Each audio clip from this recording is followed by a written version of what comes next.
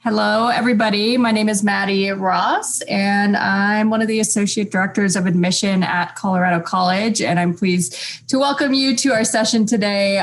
This is part of the College Bootcamp series, and the title specifically is How to Research Colleges and Determine Your Fit from a Distance. And I'm also joined by one of my colleagues. So Matt, I'll have you introduce yourself. Hey, everybody. I'm Matt Bonzer, Director of Admission. I've been on staff here for a couple of decades. So have seen an evolution in the way that students research colleges, and it'll be interesting to see how we opt to move forward. Certainly the from a distance piece is both a feature and a bug. So I'm sure we'll talk a whole lot about that over the next hour-ish. Awesome. Right. So I think as we get started, what I'd love to see is, at the very least in the chat, if you'd throw in kind of the beginnings of, well, what are you thinking? What are you prioritizing in your examination of colleges? I hope that we'll touch on many of them, but I'd love to kind of see the wisdom of the crowd as we get started. And I realized too, I didn't have people introduce themselves, but if you'd like to do that in the chat as well, we'd love to know your name and where you're coming from, along with what Matt had just mentioned. What factors are important to you in the college search? So if you can post that in chat, that'd be great. We'll give it a minute. Same, yes, Alice. Indeed. Same. Yep. No, cost is huge, right? So it's both like the listed cost as well as what you may actually pay later on. But diversity, value, grad rates. Yep. Love it. Location. If you're coming from Fountain, Colorado, we're in a great location, not too far away from home. Study abroad options. Cool. Diversity. Yeah. Campus life. City size. Love it. Weather. Indeed. We're going to talk about the weather. Not at the beginning of the session, right? That's not our icebreaker, but weather is important. Yeah, cool that we have Texas. Texas, Brazil.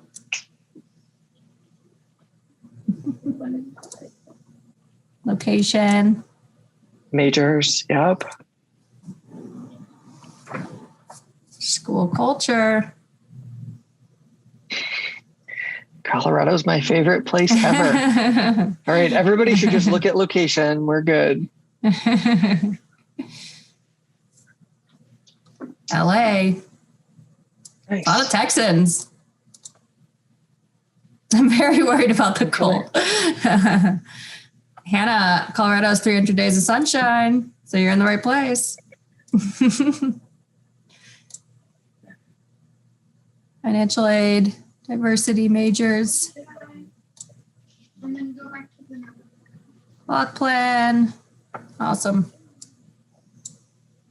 Thanks to all the parents on the call and guests as well, helping their students learn more about the college process. That's awesome that you're here.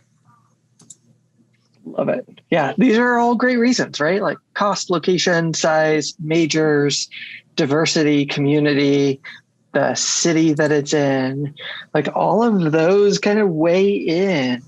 I will say at the beginning of this that, I mean, this can and should be like such a positive process. There are so many good choices.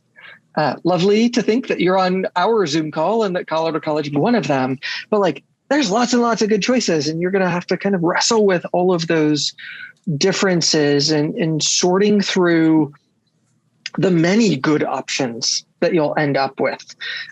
So it's, for me at least, not so much around like finding that one perfect school as it is like finding like 5 or 10 that are like really great matches. And then, yes, you still have to narrow it down, but like what a great place to be in, with lots of good places. I think the challenge is starting off as we are right now and trying to acquire information and move from 4,000 down to a few hundred or 100 to try and make a kind of reasonable, informed search. That's really the tough part.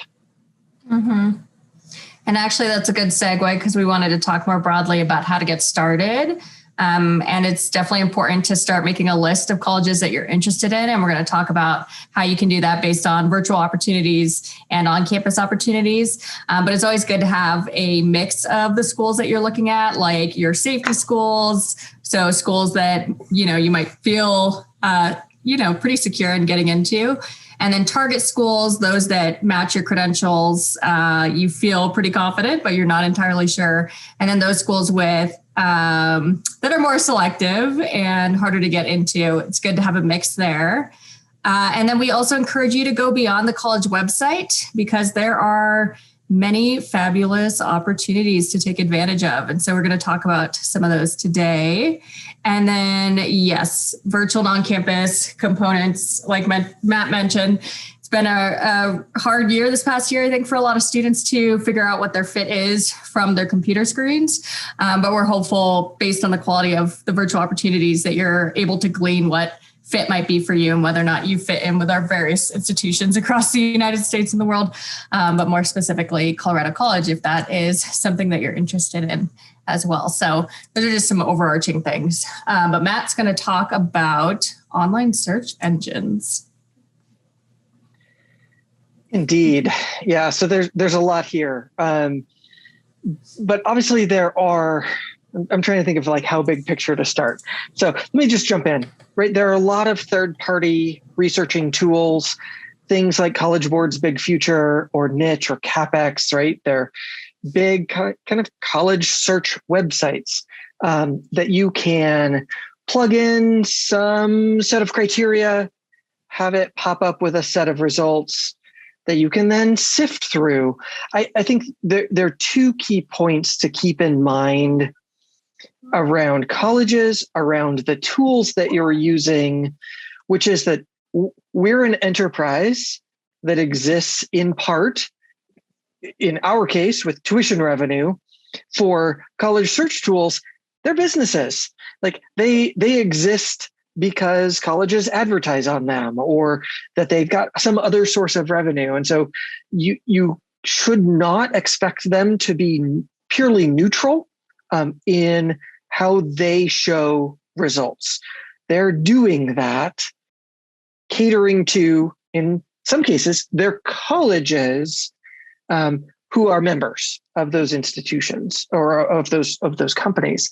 And so you will find that when you run the same search on Big Future and Niche and CapEx, that you're going to have different schools pop up in different priorities and kind of have to parse through that to understand, this college may be paying for a little bit more of a premium listing here.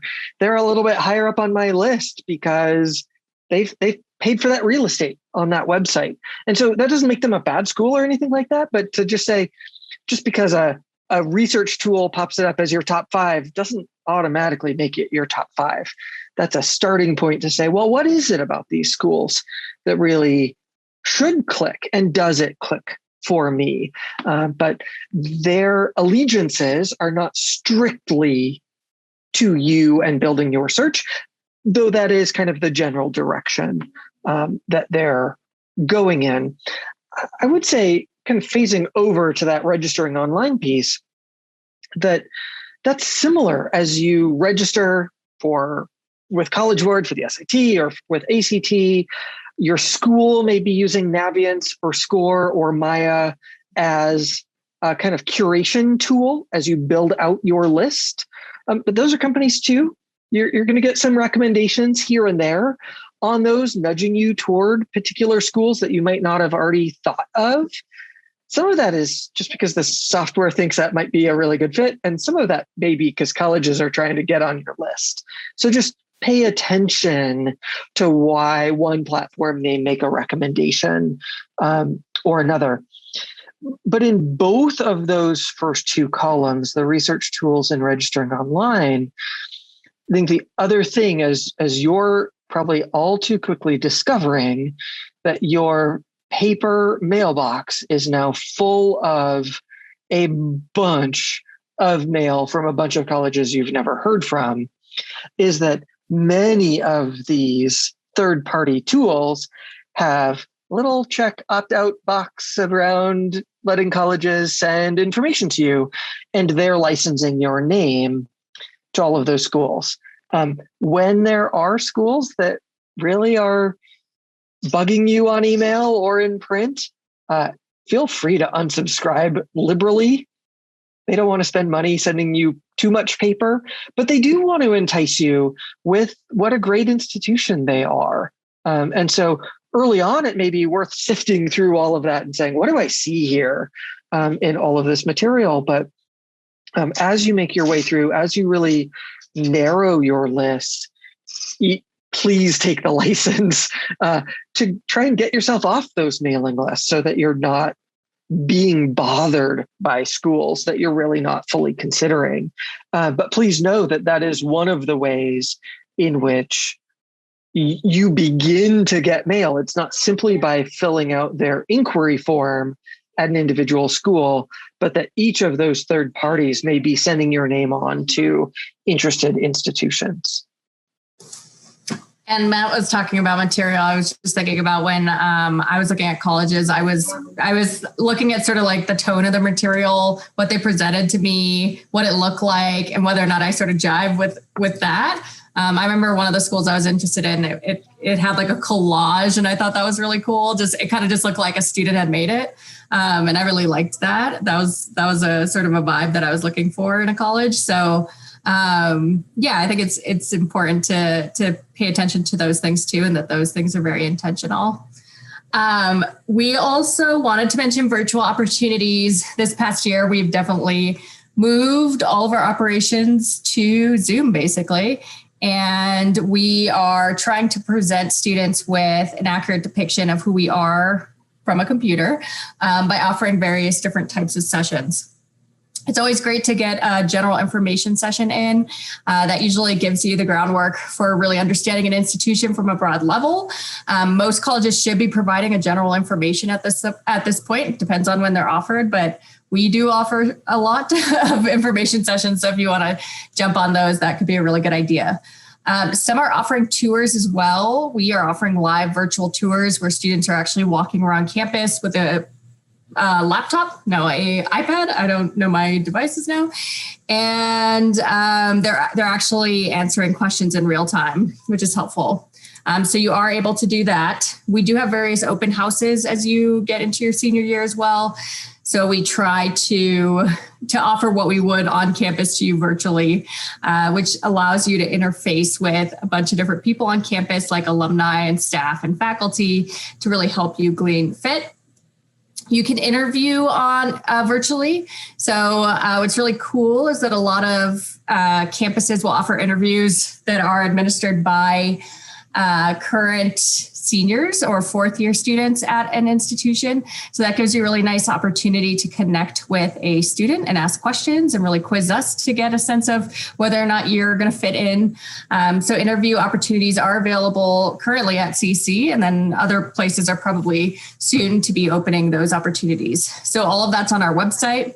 There are also other mediums here. You can go on a college's YouTube channel and basically search the college and see what kind of content pops up from various speakers to highlighting various events that are on campus. So YouTube's definitely a good medium for that. And then there are social media opportunities. We're going to share a slide with you at the end that gives you access to those, whether that's Twitter, Instagram, Facebook, Discord, which I know both Matt and I are learning about still, but maybe you all know more about what Discord is. But social media is a really great tool. And then there's various sessions that allow you to interface with parts of campus. For us specifically, we are offering what we call Cub Chats. We are Tigers, so we call our students Cubs. And they basically, you can meet one-on-one with a current CC student, which is really cool. You can also, we have student-led topic-driven sessions. So if you want to learn more about our collaborative for community engagement or what sustainability is like on campus, we are offering various sessions that are topic-driven. But yeah, there are a bunch of different opportunities on campuses to engage with faculty and staff. So make sure to look out for those. And then I know Matt particularly likes this last bullet point here about subscribing to weather apps and events calendars. So I know in chat, it was important to people, the weather, and that's definitely legitimate. So you can subscribe to weather applications and see what weather is like year round. And it would be good to start doing that now so you can get a full cycle. And then the events calendar too, you can sign up for those on a campus's website. And that gives you a sense of what type of events are being offered on campus. For instance, CC, we have a speaker series every first Monday of the block. And that gives you a sense of who we are inviting to campus and what's important to us. So if you want to see that, that's also something to check out. Anything else with the virtual opportunities, Matt? I know you liked weather. I mean, I love the weather. And I think, right, we're in Colorado. And I think for those of you who are worried about the weather, I think it's really helpful to say like, hey, if I were in Colorado Springs today, what would it be like? And is that kind of what I want, roughly? Not something you'd need to check every day, but sort of from time to time throughout the season to kind of get a sense of like, ooh, do I think I'm going to be comfortable with that?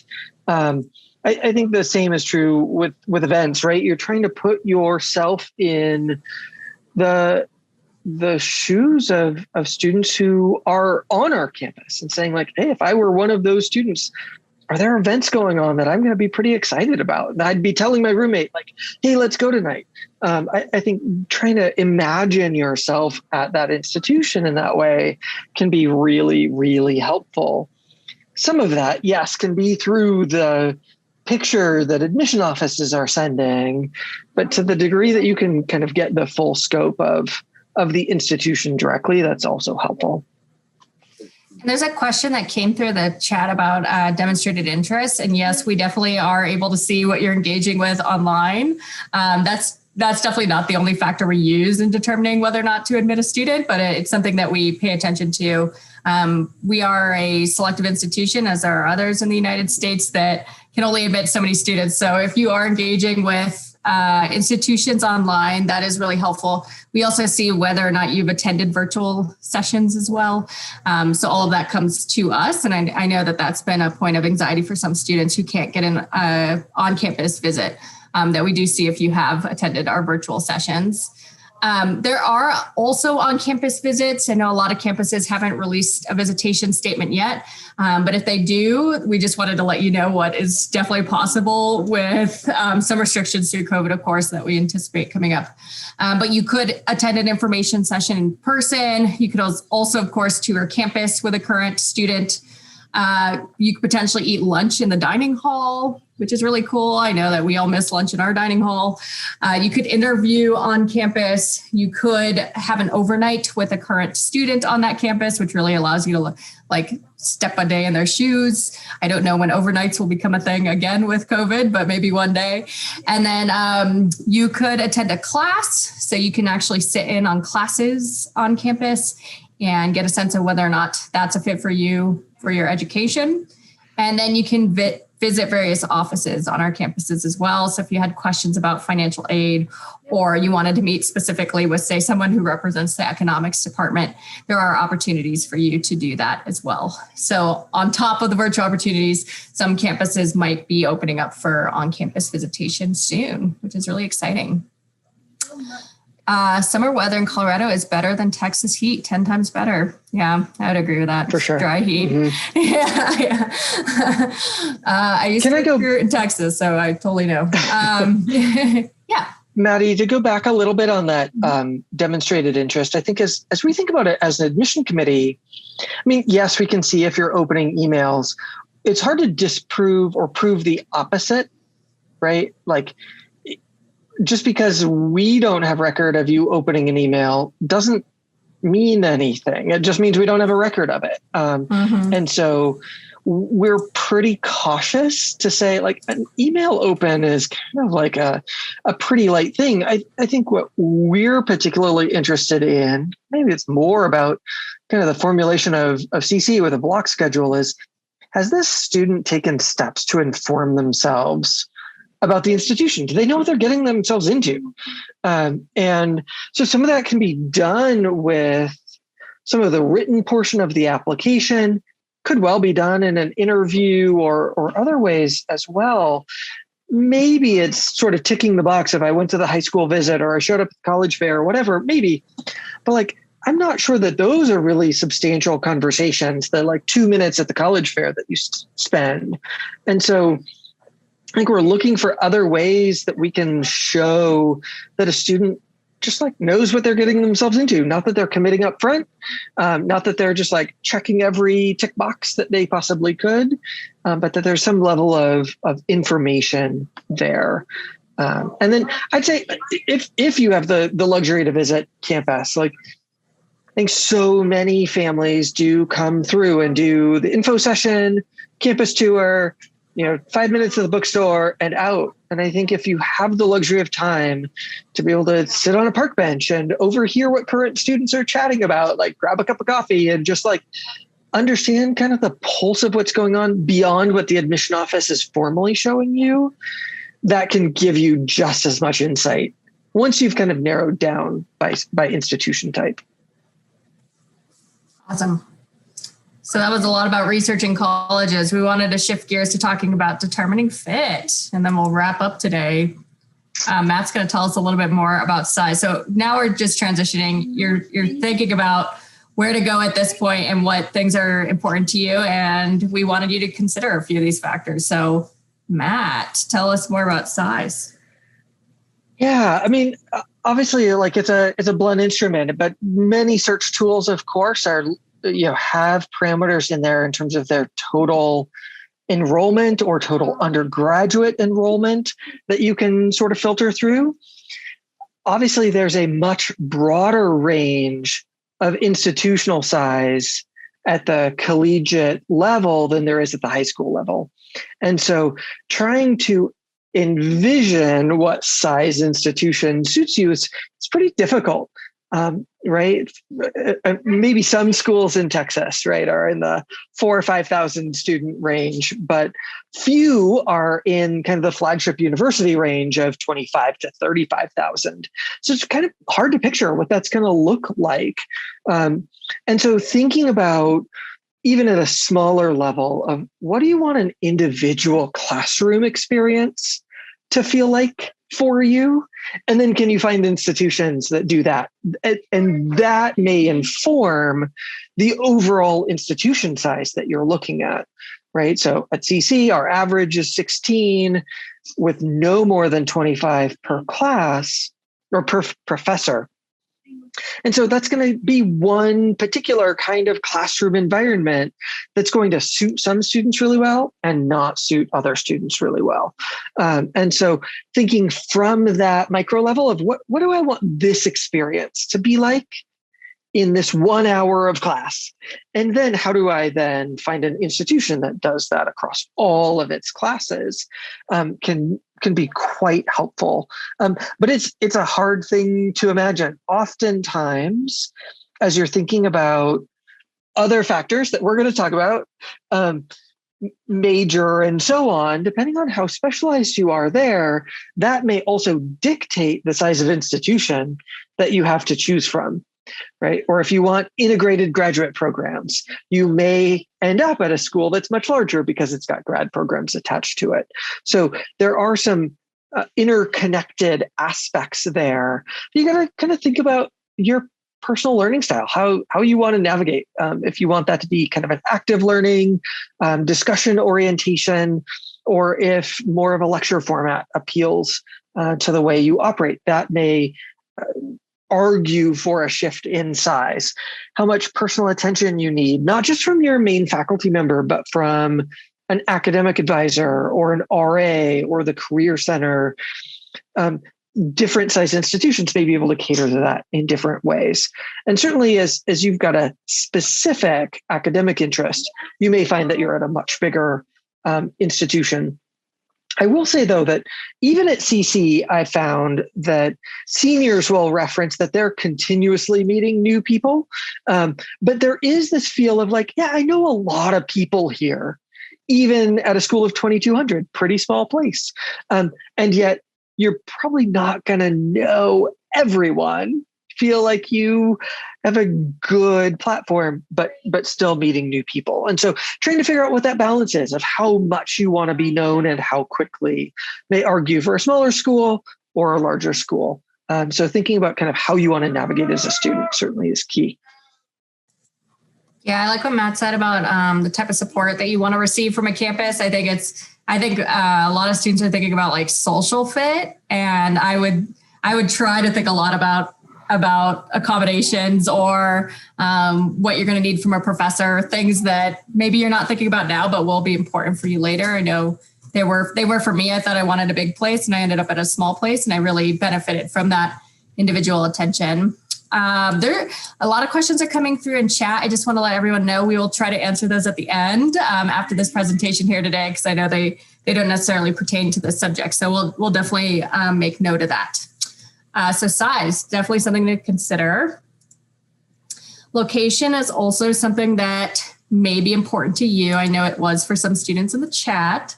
So we have a picture here of Pikes Peak, which is the backdrop for our students on campus, which is over 14,000 feet, which is just pretty cool. We are high above sea level, so over 6,000 feet. And that's something that as pertains to geography, but that's something to think about. Do you want to be in a climate that's high up, or do you want to be close to sea level?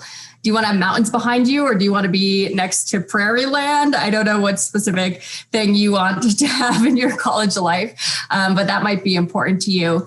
And then there are college campuses that are in various settings, of course, urban, suburban, small town. So do you want to be in a big, bustling city where the institution runs alongside this big city? I'm thinking specifically of like NYU or Boston University, where you have taxis and cars at your footstep. Or do you want to be suburban where you're near residential neighborhoods? It's a little bit more quaint.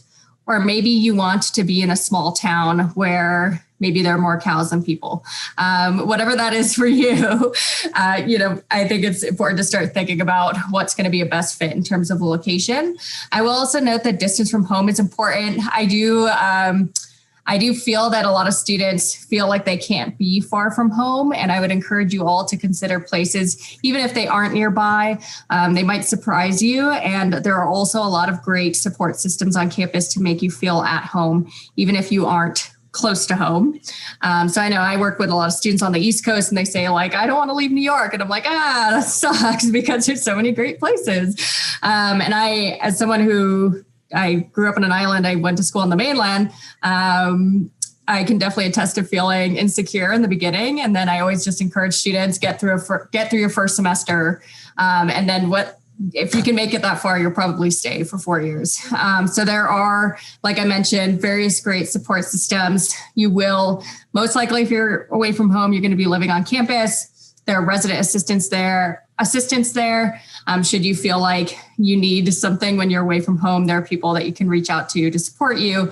And then, of course, there are clubs, organizations, affinity groups. There are these social things that are set up for you so that you don't feel like you're all by yourself. So I encourage you all to be explorative in this search and not to limit yourself by distance from home as well. Climate, we already talked about. Subscribe to the weather app and see what's up. Anything else about location before we talk about institution type, Matt? There was a question in the chat that I think does sort of apply here around like the politics of the local community. And so I think about that in a couple of different ways, right? It's both the student life aspect of what's the political climate on campus, as well as in the surrounding community, and how does that interface happen? Right. And so it doesn't mean that you want a community that perfectly matches your own politics. In lots of ways, that difference could be really informative and healthy. But you want to kind of think through that. What are you looking for in that local community? And if politics are important to you, is there a way to get involved? Do students get involved in campaigns or civic endeavors in whatever way? And so sort of sorting through, right? You don't also have to subscribe to the daily newspaper, but like some ongoing checking of like what's going on in Colorado Springs, and is that a way that I might want to be involved too, could be really helpful for students to think about like how they compose their life with us. Mm-hmm. Yeah, I recall a student from CC who was talking about how she wrote for the newspaper and she really liked being in a city that was more conservative because it pushed her limits in a lot of ways. And in terms of, I don't know, just her own ideologies. And, I think that provides for interesting conversation as opposed to being, a liberal college in a liberal town, which might just, you're hearing some of the same things. So that pushback can be really interesting for your 4 years as well. Pushback, however, whatever that means for you. All right, Matt's going to talk to us about institution type. Yeah, and obviously there's a broader spectrum than simply liberal arts colleges versus research universities, right? There are a variety in between, but as we think kind of on the poles of higher ed, you want to think about kind of like what are they primarily aiming to do at a liberal arts college? There is a faculty focus on undergraduate experiences. There's also a breadth to the education built into that, right? In CC's case, a major can be no more than half of a student's academic work, right? So yes, you have a focus area, but you're going to be asked to take coursework in a wide array of classes. Whereas at a more research-oriented institution, faculty may be balancing their time between both undergrad and graduate programs, and there are professional and pre-professional programs. There's different forms, I would say, of field-specific research built in there. Now, yes, there's research at a liberal arts institution too, but thinking about like where you formulate that, where you see yourself fitting into that is really important. And there was a question in the chat, frankly, around graduate study. And, both liberal arts college graduates and research university graduates go on to graduate school, but they do that in different ways, right? Where we're using our advising system and through the Career Center to help students into that graduate level study at an R1, a Research One university, like that may be a more integrated process. Whether you want to continue at that institution for 6 years or more is a different story, but there are ways that you can continue along, maybe not seamlessly, but in a somewhat more unified fashion in a university environment. And so you can kind of think through how and when you want to kind of shift gears from undergrad to grad, and whether you want that to all be at one institution or to be going to one for 4 years and then another institution later on. There are graduate possibilities in either case, but it looks a bit different in the way that students navigate. Awesome. I have nothing to add. That was perfect. Okay, let's talk about academic programs, actually. It's a good segue. You also are going to be cognizant of major and what you want to study for the next 4 years. And that obviously pertains to grad school interest too and career. But it's important to take note of what programs are offered at these various institutions. You can literally Google, for instance, Colorado College majors and minors, and a list will pull up there for you. And then you can click into each of those and see what classes are going to be required from you. Typically, at least at liberal arts colleges, they are subjects. So a class is going to say you're interested in English, it's going to say you're going to take a British literature class, but there might be various different types of British literature classes on campus that would satisfy that component. So it's going to give you like this broad level overview of what is required of the major, but interesting to see what is required from a major, I think. And yeah, all of those pages definitely exist. And then there are some options at institutions to say, create your own major. Not all places allow for this, but some do and give you that flexibility. What's really great is for those places that do allow you to create your own major, you are able to work in conjunction with your academic advisor. So for instance, everybody at CC has an academic advisor who basically stays with you for all 4 years and ensures that you are meeting all of your graduation requirements on time so you can graduate in 4 years. And what's nice too is if you decide to change your major later on, you can also change your academic advisor. But say you were perusing through our majors list and you didn't find a major that interested you specifically and you wanted to design something specific to yourself, you could sit down with your academic advisor and say, hey, I want to do something like public health and I don't see that represented on the majors list. How would I go about doing something like that? And your advisor can work with you to come up with a list of classes that are going to satisfy that. And then you have to propose that major and get it approved by, I believe, a faculty committee. And hopefully that goes through. So if you want that type of individual attention again for the major process, that's something to consider. There are also various research opportunities on campuses. If research is important to you and you want to research your own thing, you could do that in the classroom, but there are also grant systems at universities and colleges as well. For instance, we have a Venture Keller program where students are able to utilize funding to do their own research abroad, which is really cool. You have to apply for that funding, but if you are given that opportunity, you get to dictate what that research looks like for you. So I know of a student that surfed in Costa Rica, but also studied wave patterns, which is pretty cool. So various opportunities for research and then internships as well. If you want to get work experience before you graduate, you can do that at most places. We have a career center on our campus that will set you up with internships. You have to apply for those, but they'll help you with your resume, cover letter, those types of things. And then various places also have internship funding, which is really exciting. So if you're, say, you found a job, but they weren't going to pay you, places like Colorado College can pay you for that experience. And then those look great on your resume, of course, if you're going into a specific industry as it pertains to that internship. Yes, core requirements and curriculum flexibility.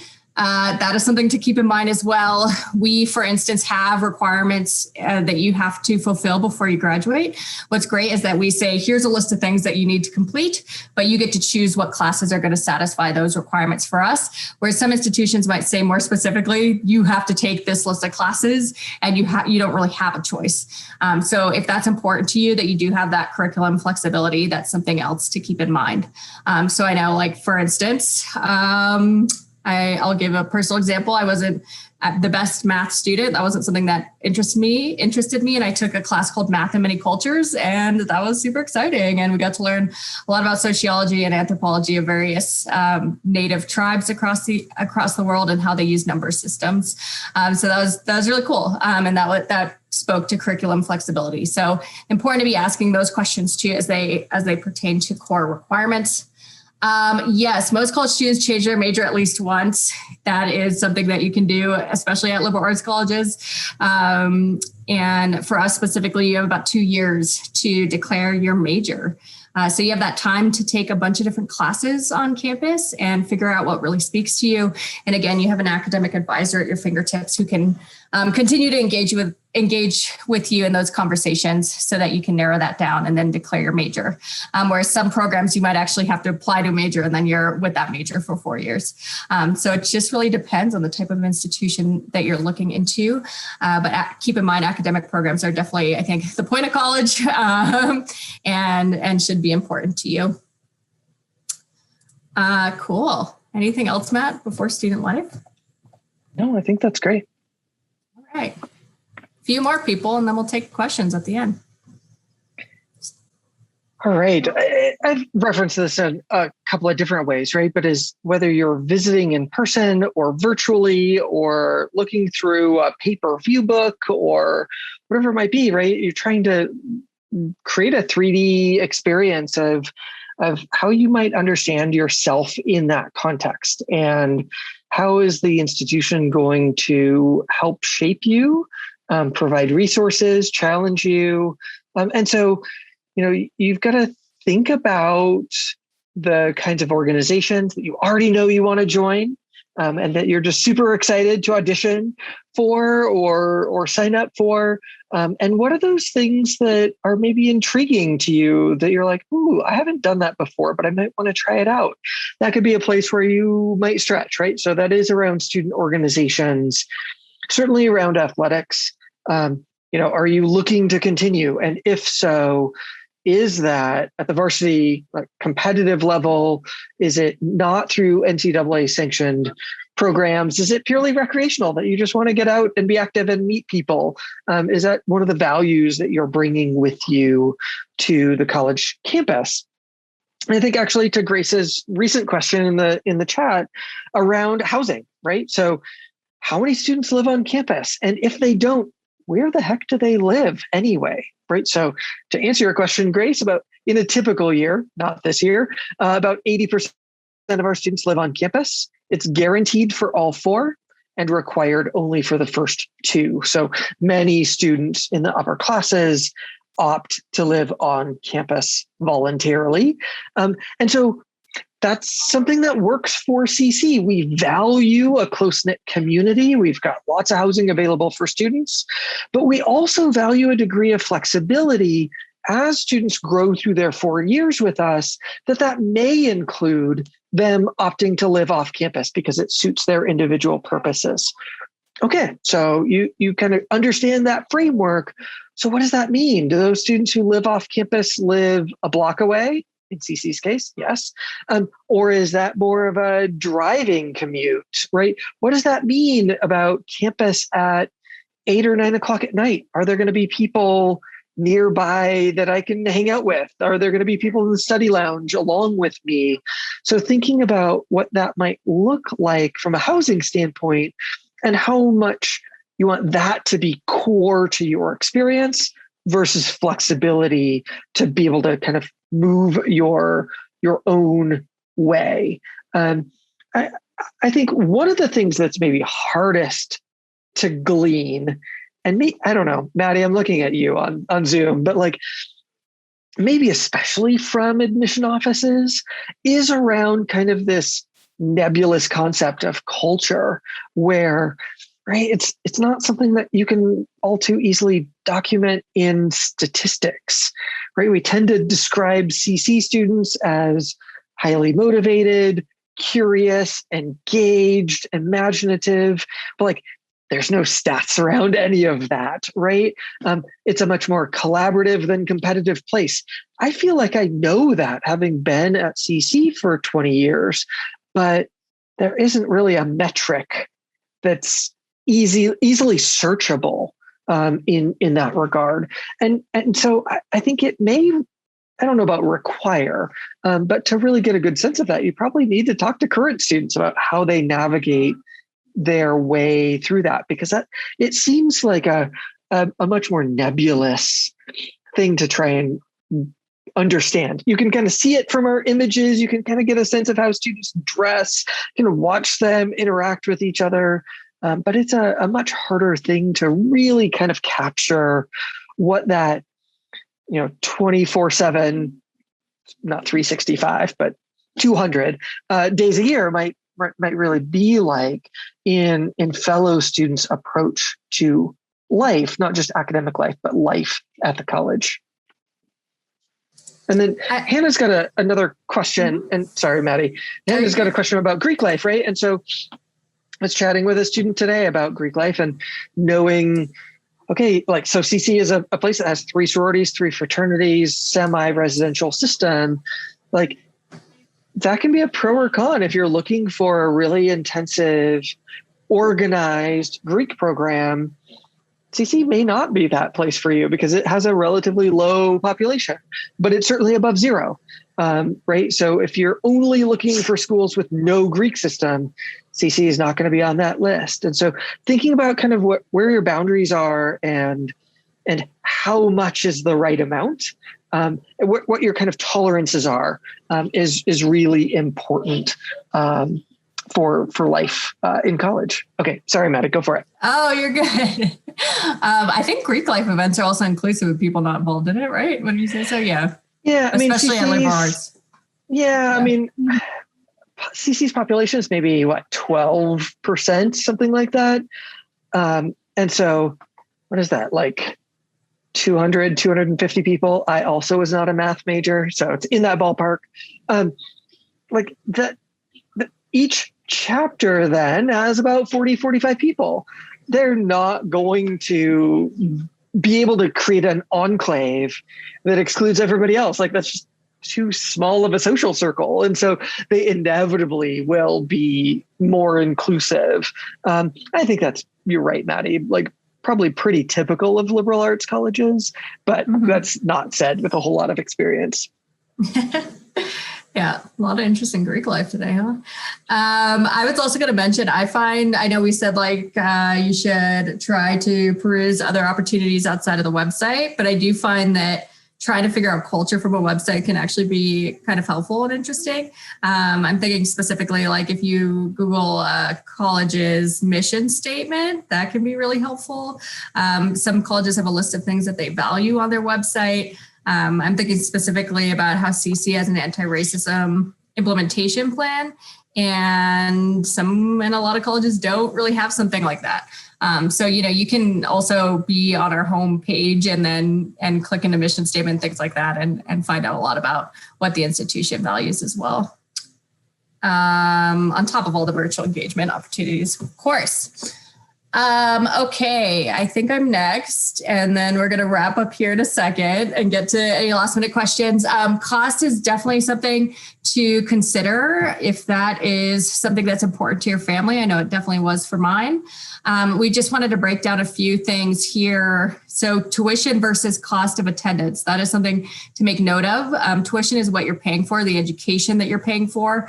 That's just like a blanketed price. And then cost of attendance is everything else. So if you're living on campus, you're going to be paying for housing. You're also going to be paying for a meal plan.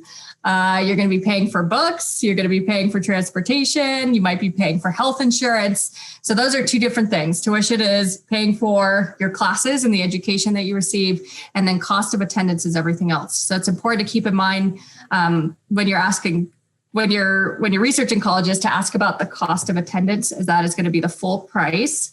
There's also various financial processes and deadlines for our campuses, which makes it really fun for you all to try to decipher all of those. But yes, please make sure that you are paying attention to financial aid deadlines. I know for us specifically, and many colleges like us, an application is not considered complete if somebody is requesting financial aid and they don't turn in all of their financial aid forms that are due. Many of our campuses have specific applicant portals that are really great for you to utilize. So if you are curious about what's still missing, you can log into your applicant portal, and they should have financial aid checklists there for you so that you can keep track of that and make sure you're getting those documents in. But please know that if you are applying for financial aid, it's important to not only get in your admission application requirements, but also the financial documents. And then there's multiple forms. Most private institutions require the CSS profile and the FAFSA, which is the federal form. So two forms that you need to fill out, whereas some other institutions might just require the FAFSA. So all of this information's on our campus websites, and important to keep in mind. And then you want to pay attention to whether or not an institution meets demonstrated need. So, it could be kind of scary to look at a website and see that something costs, or an institution costs a lot of money to go to that place, cost of attendance. But please know that we all have financial commitments as well. So it depends on how much need we are meeting of your families. So for instance, we meet 100% of a student's demonstrated financial need. That means that your family needs a certain amount of money to afford Colorado College, and we're going to meet that up to 100%.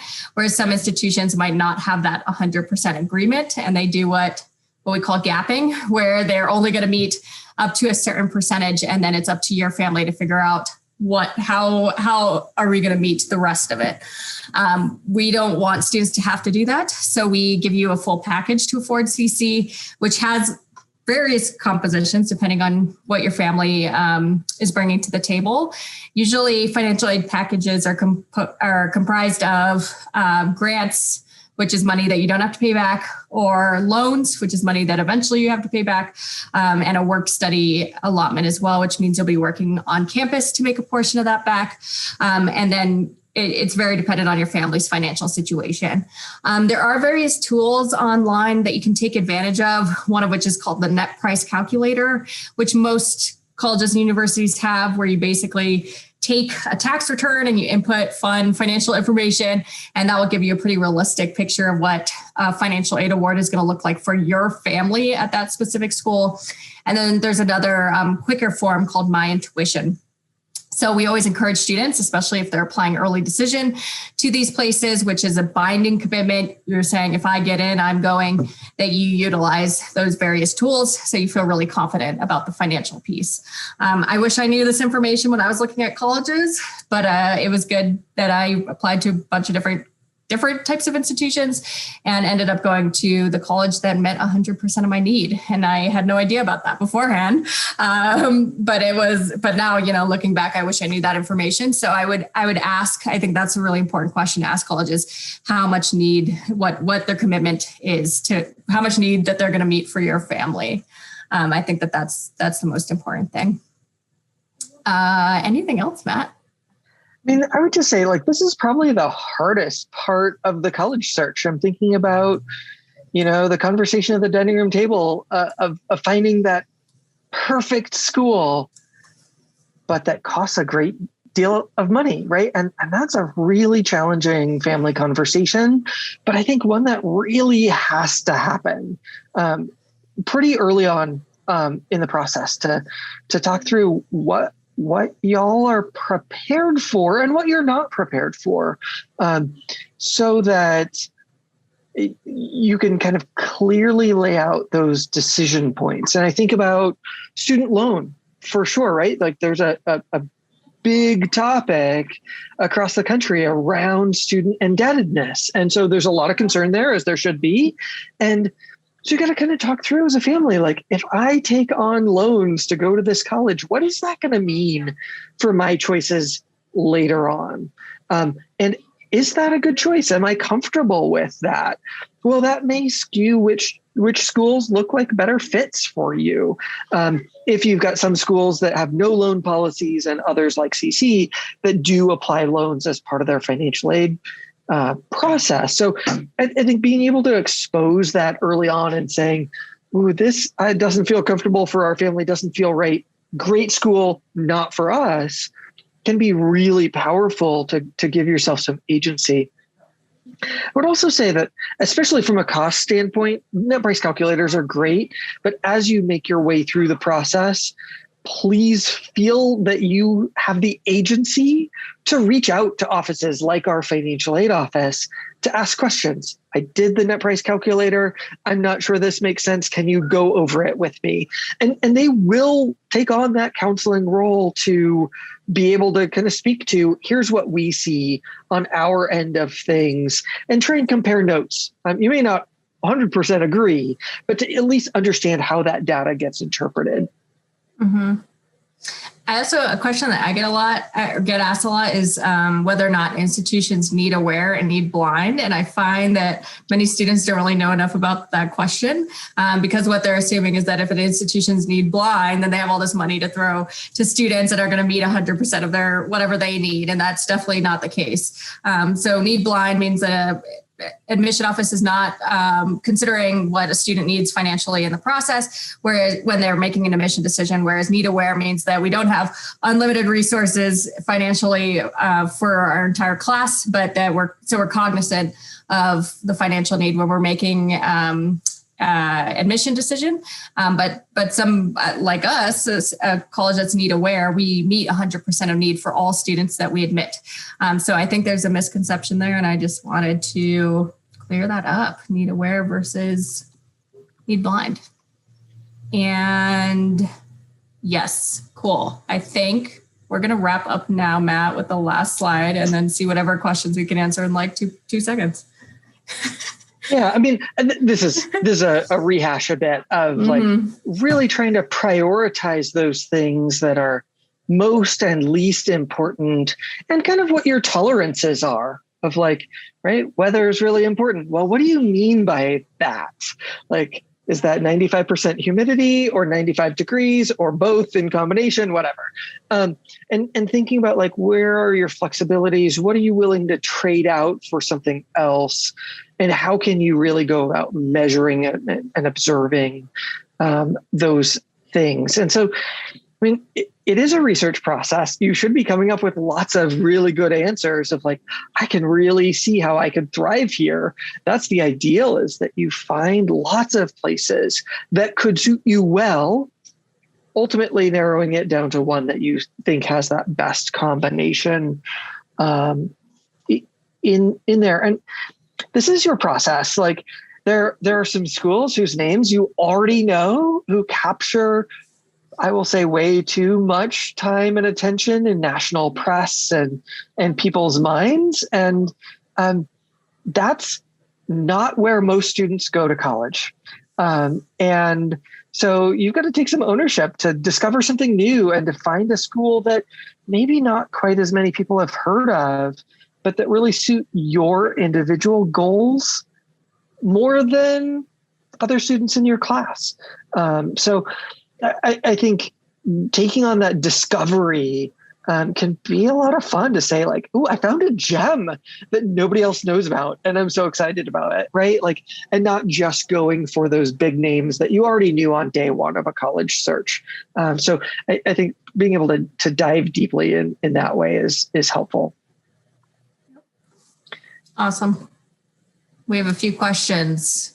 Oh, and it was mentioned about how to connect. I guess I could do that really quickly.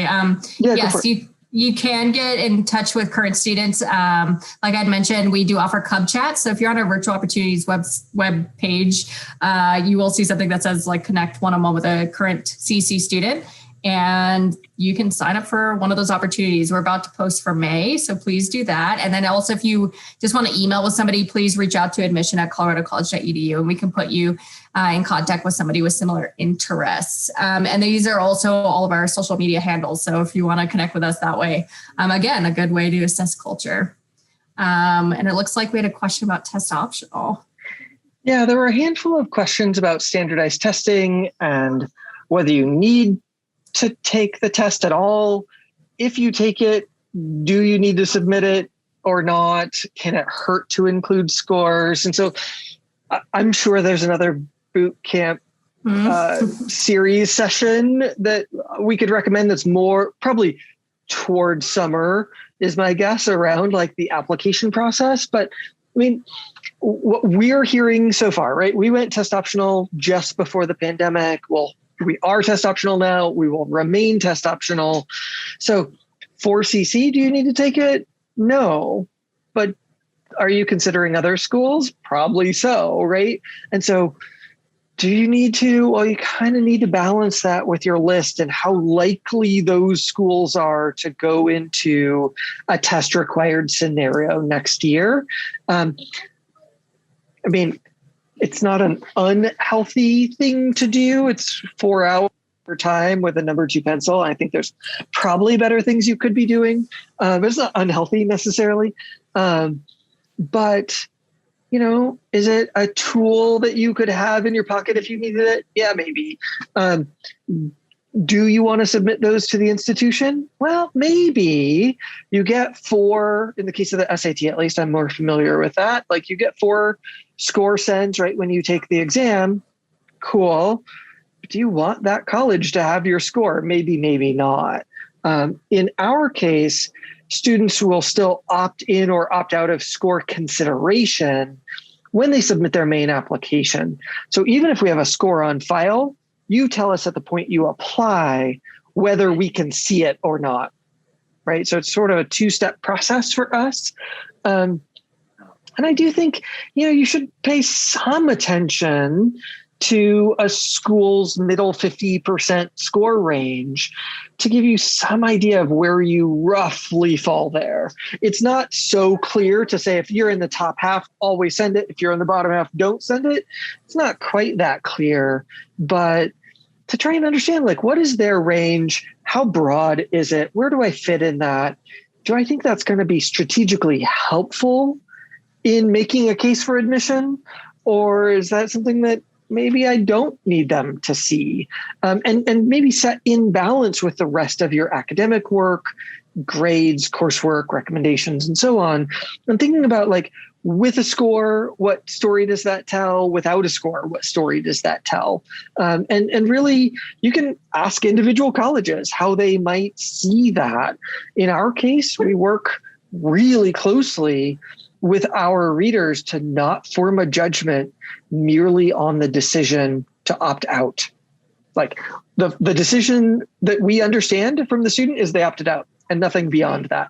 Not that they opted out because they did really badly, or they were sick that day, or they don't like to be described by a number. Like, we have no idea why they opted out. They just did, and we move along. So I think that is going to be an institution by institution specific question that you very much should tackle with those schools, and just kind of read through the nuance of how they describe their process to try and glean some understanding of how you might approach that.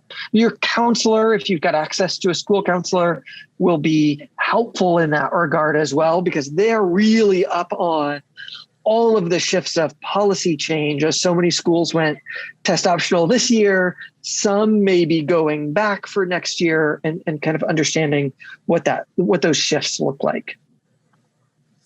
Yeah, and I like what Matt said about how we don't make assumptions for those. I know that definitely many offices understand that doing well on a test can also speak to financial resources and test prep, for instance. So we're thinking about those things as well.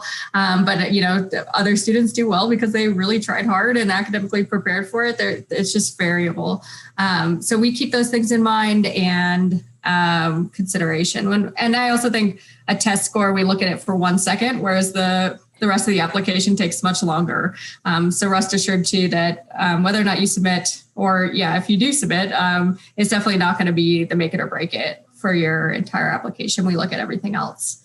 And Matt, maybe we should wrap up with the last question, adjusting to the block schedule. And I think you should answer that as someone who went to CC. Yeah, I think. So there was a question that came in to the chat around what it's like to adjust to the block schedule. And I think this is, I have my answer, but I mean, take it with a grain of salt. I work for the admission office. I'm paid to say nice things about CC. But yeah, as a grad, yes, it takes an adjustment. Very few students have learned under a block schedule before coming to CC.